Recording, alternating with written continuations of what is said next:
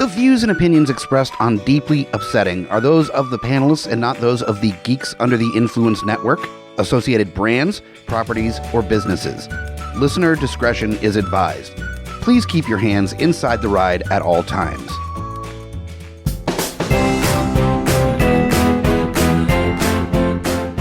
Welcome back to Minor Upsets. Minor upsets. They're just a little bit. They're tiny little upsets. Mm-hmm.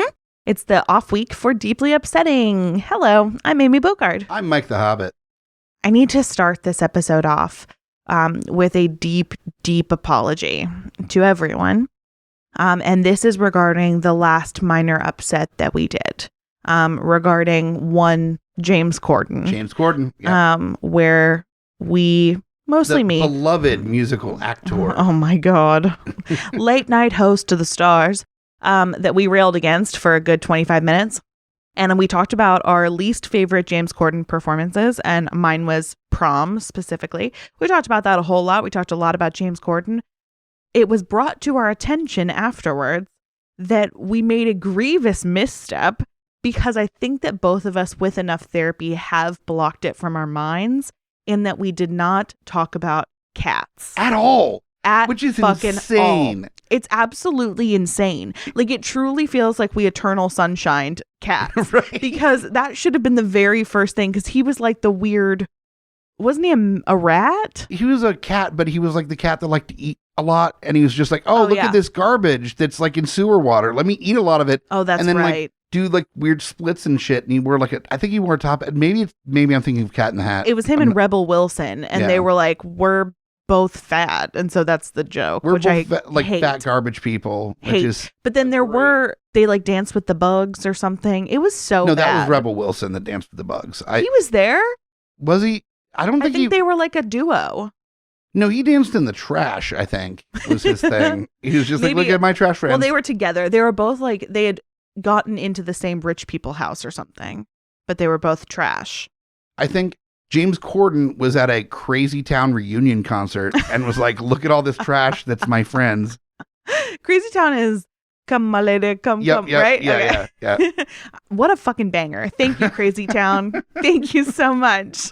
This is already starting off being completely split on the Crazy Town, the important Crazy Town conversation. Are you saying that that's not a fucking banger? It's not at all a banger. It's like the sexiest song ever written. It's I like couldn't even say it all the way. Barbed wire tribal tattoo version of the 10 Million Fireflies song. Oh, like it's, no. Yeah, but it that is. That song already sucks shit. Exactly. Wow. Okay. Well, anyways, I came on to apologize, but apparently we're going to have to make a whole lot of other apologies on both sides of the spectrum. If you're a Crazy Town truther like I am, or if you're a fucking dissenter like this one over here. Clearly, we don't have a huge recollection of the film Cats, even though we were stone cold sober when we saw it in the theatres. We did have one beer because you made an emergency trip to get a beer. I was about 25 minutes into the film and made a judgment call that I could not continue without literally being out of the theater for 10 minutes, getting the beers, and then coming back in and having beer.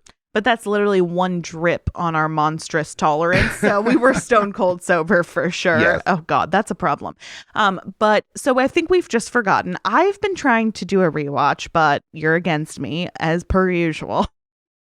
But I think that it's important that we rewatch it for societal purposes. Because this misstep, this overstep on our own show would not have happened if we would have done the rewatch, like I said, with actual amounts of alcohol and or mushrooms. The problem is that we have to get a good like contingency of friends to join us on this voyage. And though all the party favors we've discussed on being involved in that are not enough to get people to watch Cats. I doubt it. I really think that you're underestimating our friends and how fucked up they are. I think that they would do it. I think that they would love it. I think it would be like the Rowdy show at the Bird, which we missed, unfortunately. If we add a little bit more pull, that would be, and also wouldn't get arrested for it. That would be like the giveaway to our listeners is like, if you want to do mushrooms and watch Cats with us, I wish. Then apply to do that. And then you get to like come and watch Cats with us. I mean, we do the big screen in our backyard. That's fine. I don't need whoever wants to do that we don't know. Sure, I don't know where we live. To know where we live. It's not, there's something wrong with that person. You're no fun. Anywho, The long and the short of it is, I am so deeply sorry that we forgot to mention how fucking horrible James Corden was and nightmare-inducing in Cats. It should have been a part of that conversation. I can't believe that it wasn't. And I just have to say that I am sorry to the listeners. I feel like I let you down. I did a disservice. If you want to cancel me, great. I've been deserving. So there we go. I got it off my chest. I feel better. I do love that I was not aware you're going to make this apology when we started, but I do know that you have been lamenting the fact that you have you did not bring up Cats during the last episode. Because when it was brought to my attention, I basically shit myself. I could not believe that was... For close to a week, you've been like, how? How? Well, because how? Because how did we not talk about Cats? And I'm sure that there was one of our little fucked up listeners that was listening and screaming. Oh, sure. Getting ready for us to talk about Cats. And then the episode ended and they were like, in what world was Cats not part of the conversation? The main thing that you were talking about, because it really should have been. I mean, egregious gay stereotypes aside from Prom, Cats really should have been the main focus. And for that, I do apologize from the bottom of my cold black heart. Sorry, everybody. Anyways, it's a Thanksgiving episode. It is, yeah. And I'm going to give thanks for having not had to see Cats in recent memory. You won't be able to say that next year on Thanksgiving. Very true. If I have my way of it. Oh, no, that'll be like a yearly thing where we just watch Cats during Thanksgiving. Babe, yes. Thing that even before we started recording, I bring up that there's this reference I make all the time to Major Payne. All the time. Where there's a dude that has like his bone sticking out of his leg and his leg is broken, and Major Payne comes over and breaks his finger because now he's focused on the finger, which is less painful than the leg being broken. Mm-hmm. And so going to see family and doing all the holiday shit, the thing that would detract from that's not as well, it's close, but it's not as painful as Cats. So if you watch Cats right afterwards, then all the family stuff you had to deal goes with away. Seems less of an issue. Especially if there are party favors involved. Then it's like nothing ever happened and you're dead. I don't know if I would ever come back from like watching Cats on mushrooms. Like I feel I'll just run away into the woods and just be that like weird bearded man that like lives off of bark. I mean, I think that yes, you would probably be that, but you'd also have like a new lease on life where you were like, I'm untethered from the worldly horrors. I've seen the worst of it and I survived, so I'm just going to live off the land now. The fact that like with mushrooms, you have trouble, like you could possibly have trouble like understanding the size of things and perspective. And Cats also apparently had a really hard time. Maybe they were all on mushrooms. Maybe Tom Hooper was on mushrooms. I mean, that's the only excuse. The only excuse. Especially because, okay, this is a side note. I mean, whatever. You're listening to this show, so we get sidetracked. We did just watch Tick, Tick, Boom. Yep. Which was fucking awesome. And I do love Tick, Tick, Boom. I'm a big theater nerd, if you didn't know that. And I thought that it was really excellently done, like very, very great. And it just, again, begs the question. I'm not a Cats person, but like, how did they fuck it up that much though? Like it's already bad, but how is it that bad? That was so bad. I think the first one is that they were like, yeah, not people in cat suits. Let's make them like weird anthropomorphic cat people with no buttholes or any kind of. Yeah. I still demand the butthole cut. Release the cut. butthole cut. Yes, please. That's our stance here at the show. It's a hard line that we draw. But I did like the evidence that they can still do a good movie musical. Cats did not ruin the movie musical. Tick, Tick, Boom came in, fucked my shit up in the best way possible, and I'm better for it. Yeah. I appreciate it. So thank you, Lin-Manuel Miranda. I know that he's a controversial figure, but I still love him. And I'm not sorry. Welcome to Minor Upsets.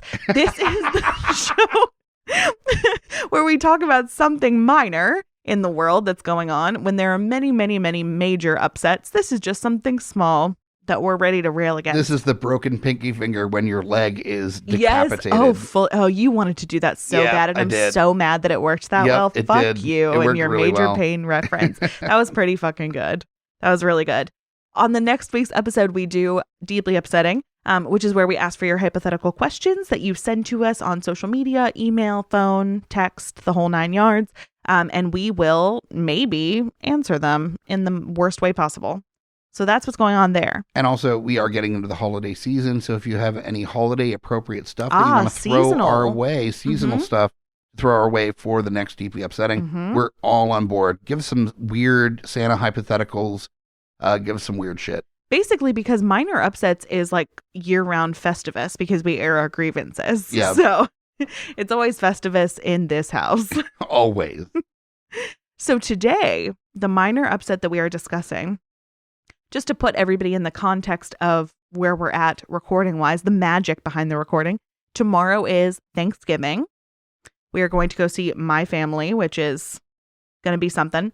And even though they do make white people food that is unseasoned as fuck, it's not as bad as this, which is 19 strange Thanksgiving dinner ideas from vintage ads. This is an article from 2012 from Autostraddle, and I have definitely seen it before. But you know what? It never gets fucking old. It rules every single time. Well, I think especially when you're going in and you are doing Thanksgiving food that some of it might be great, some of it not so great. Like I know you're a big fan of the mashed potatoes for sure. Hell yeah. Yeah. That you have to remind yourself that there are far worse ways that this could go than what is being served before you. So I'm going to start us off course-wise. I'm going to start us off with some libations. Okay. And so we're going to begin with hot Dr. Pepper cocktails. No. Is there booze in it? No, not at all. It's just hot Dr. Pepper with lemon. And the picture, we are both looking at the link now. Mm-hmm. The picture is like a clear, like tea glass. Yep. With hot Dr. Pepper. Yeah, it looks like a hot toddy, but there's no booze in it to get away from the pain. There's a full slice of lemon on top. The good news is if you're diet conscious, you also can do diet Dr. Pepper. That's fine too, they say. It's really nice for them to like inform us that if you are going to drink this garbage juice cocktail, hot garbage water. You can have the diet version of it as well. Yes. God, this must just be terrible because I feel like it would like take all the syrup out. So then it would just be like flat, hot Dr. Pepper. Well, yeah, no, the carbonation would definitely go down. The syrup would, if anything, it would like concentrate. Yeah, not the syrup. I meant the carbonation. The carbonation, would go away relatively. The syrup would concentrate, so it'd be this like thicker. This is a drink that if you have like an incontinent grandmother that's like losing her way a little bit, and still insists on serving like Thanksgiving. Yes. But it's getting like weirder and weirder with every year that you go, where the like stuff's getting undercooked, and then there's just like weird additions to stuff that doesn't make sense. This seems like a cocktail that would be given out. A mocktail being like, this is what we used to drink in the 60s. And like, okay. Oh, God. Dark times. You guys still had segregation and this, so it was terrible. Terrible there. Okay, now I'm going to take you to our appetizer like round. all the minorities that weren't allowed to have Thanksgiving with your families are like, well, if that's what they're serving, I'm not mad. Interested at all. Fine. Segregation is fine in this one instance. By the way, as per usual with a minor upset, we will put the link in the episode description so you can follow along with this horror. For my appetizer, I'm going to be serving mayonnaise, Jell-O, and cranberry sauce candles. No, candles. This is okay. Unless it's like a really fancy mixed drink that you set on fire before, like a flaming Mo or something.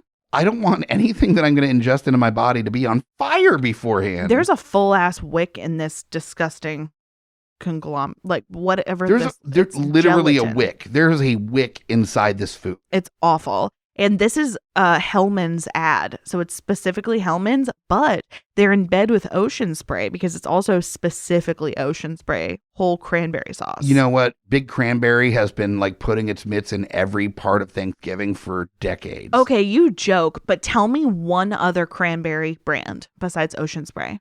There is Lake Mist, I think is the other. You just made that shit up. Ocean Spray. You said that like you weren't sure if I made it up or not. Like you think I made it up, but you're removing like 12% possibility that might be a brand. No, I knew.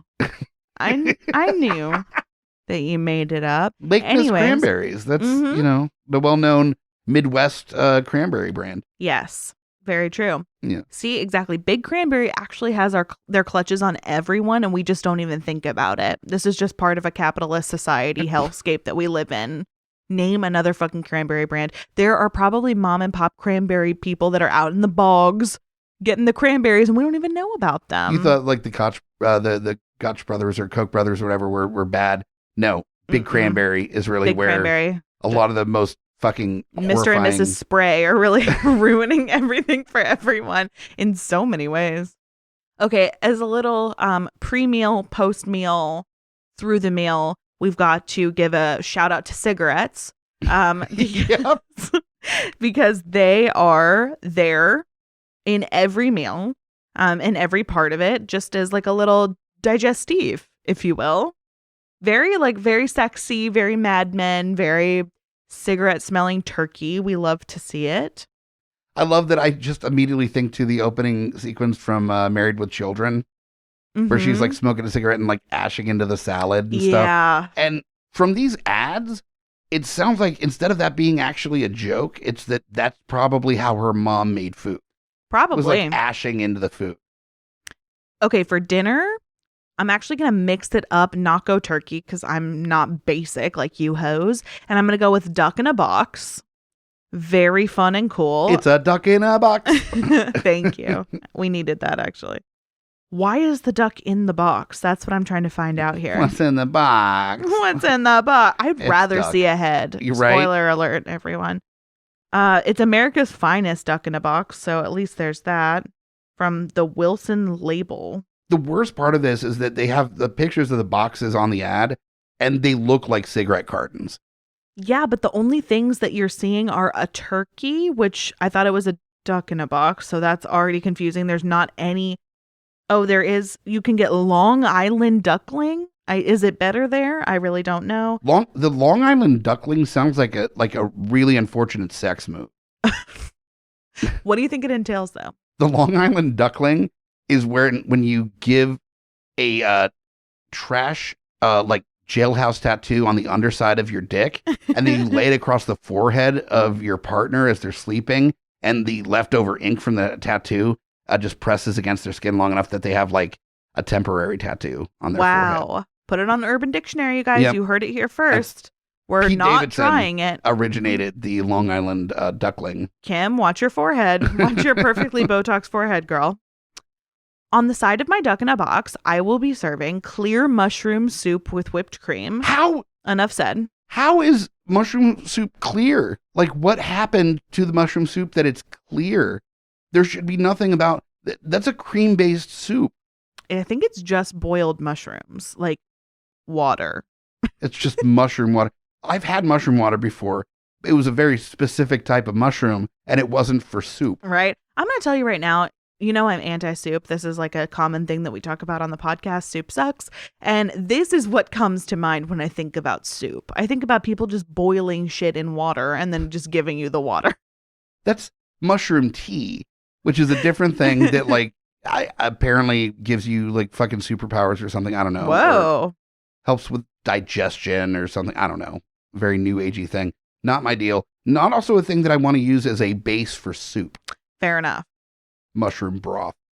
Okay, so because I don't want to hear any shit from all the normies about my duck in a box, I will be appeasing them with frozen jellied turkey vegetable salad. Oh, I'm seeing this. There's no description, so use your imagination, everybody. No, it looks like, if you've ever seen Scrapple, it looks like Scrapple, but instead of like the weird shards of meat and jelly that Scrapple is, it's like peas and carrots and pieces of turkey. Also, it's in this like weirdly sharp and angular Jell-O mold. It's a cube. Yeah. The other thing that's really upsetting about this is that there's like a red pepper garnish on the top that looks like a cancer ribbon of sorts. It does. And I don't like it because I feel like you get cancer from eating this.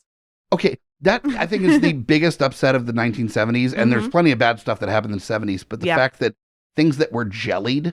Everything was jellied. Was considered a salad. Right. Very true. And that's still a thing in the Midwest. But I don't think they're taking it to these extremes because they gave us a tip for the leftover turkey that you should mix it with mayonnaise and Jell-O. So that's pretty fucked up and horrible. Let me just go into my dessert of the evening for everybody, which I'm pretty excited about because it has a pretty jazzy name. I'm scrolling and I'm going to find it. It's orange mallow yam yums. Not yam yums. Absolutely it is. So this one, I mean, it doesn't have anything horrific in it. It's yams It's orange slices, brown sugar, and marshmallows. And some yums, which is also known as marshmallows, I guess. Well, it says orange mallow yums. I think the yum is implicit. Like, you'll just be uttering that. I feel like if I ate all that other bullshit, this would actually be delightful. I feel like this has been slowly moving its way out of Thanksgiving dinner, which is the yams and marshmallows dish. Candy yams. The candied yams. But then throwing in oranges into the mix. Yeah, we didn't need that. I feel like oranges are always unnecessarily added, like canned mandarin orange slices or whatever. They never actually help the dish. They only worsen it. Yeah, ever. There's nothing about this that suggests that this was a good idea at any point. So that is the dinner that I will be making. And Cool. I hope that you will be present because it's going to be something special. I love in this ad also there's a picture of all the canned items that are used to make this dish in the lower left-hand corner. In case you're like, this looks too professional for me at home. Yes. To be able to make this dish on my own. And they're like, this is all you need. This is clearly something made in a restaurant with clearly the greatest tools in order to create this vision of a Thanksgiving dish. And they're like, no, my friend. If you look in the lower left-hand corner, you're going to see several cans next to a bag of marshmallows and one orange. You simpletons could make it. You simpletons Truly. can, in fact. I had to do a double take on this one because the yams in this photo, because unfortunately it's just not that great of an They illustration. look like chicken wings. Oh, wow. I thought that they were like little smokies. Okay. Yeah, I can see that. I thought they too. were little sausages. But speaking of the cans in the corner that you're trying to understand, if you will, gander at number 16 with me, because I don't know what they want me to look at here and what's causing it.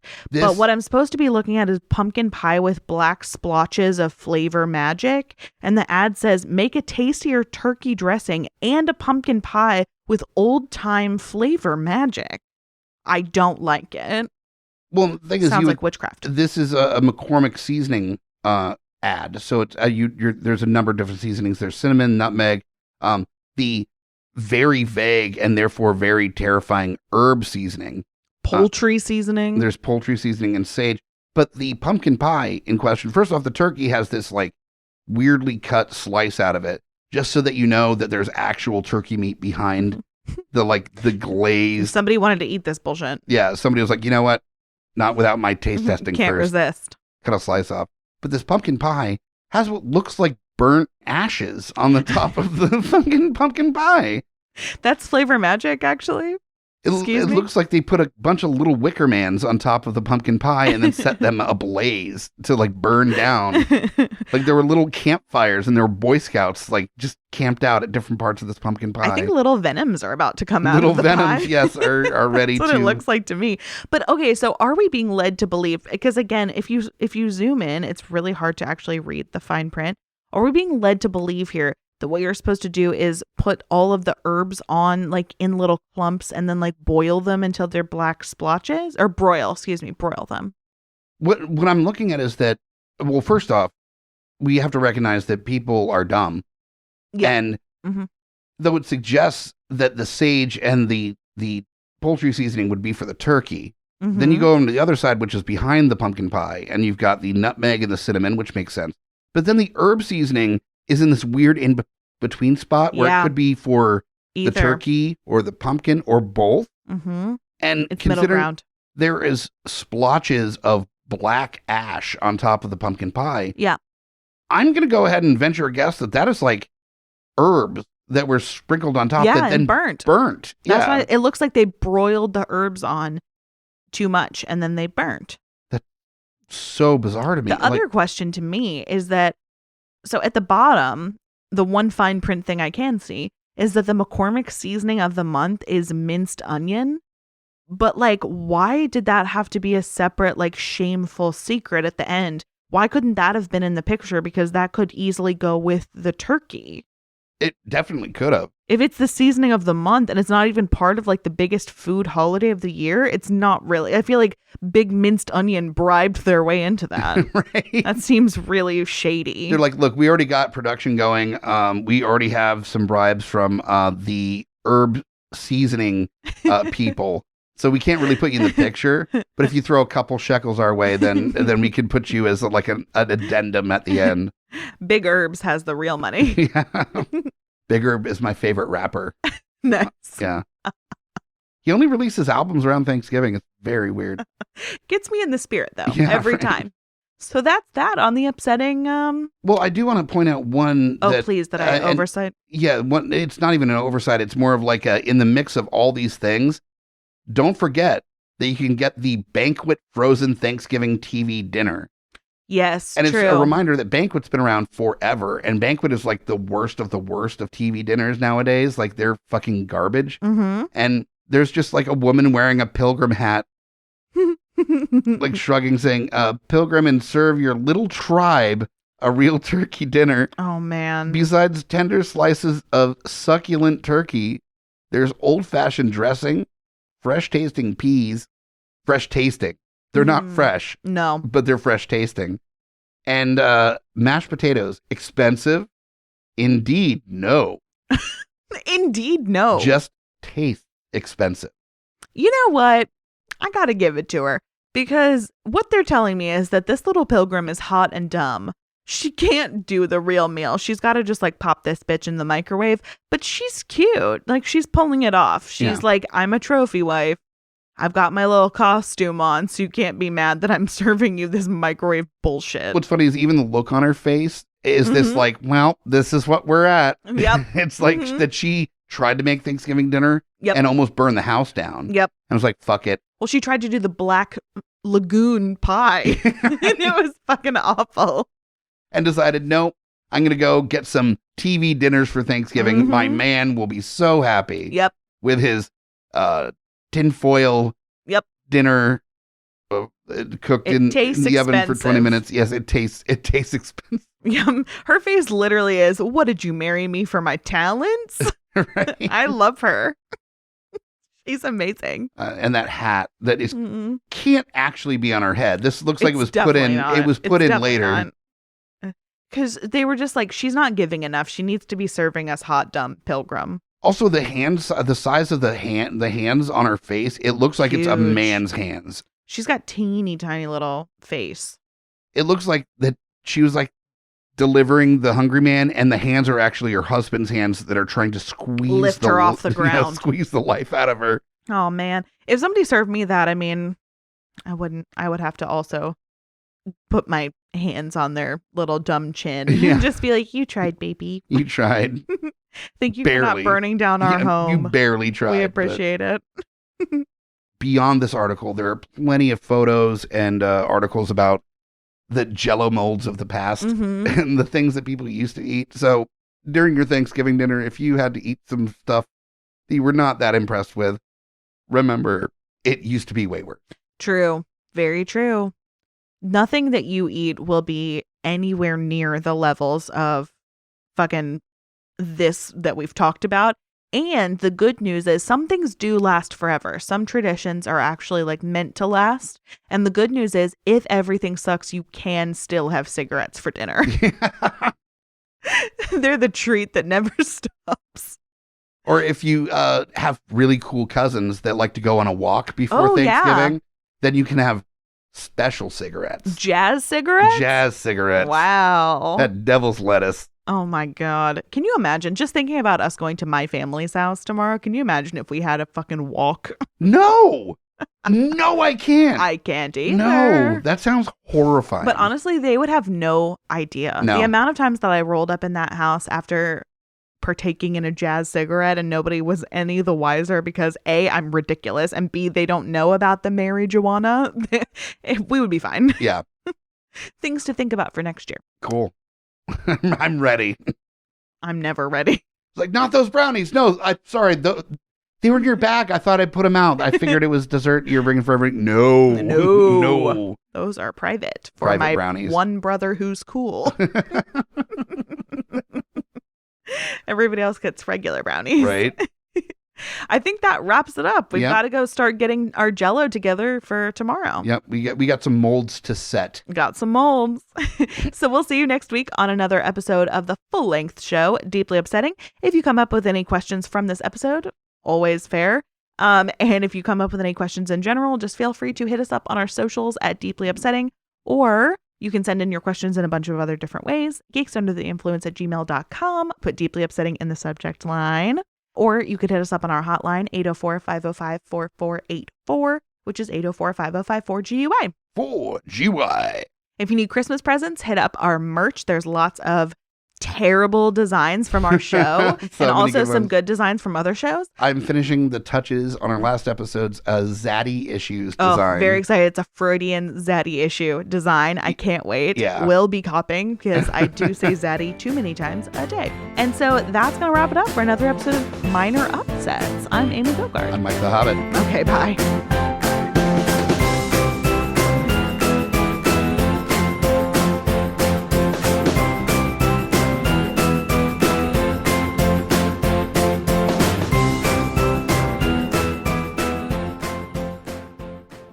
GUIPodcast.com.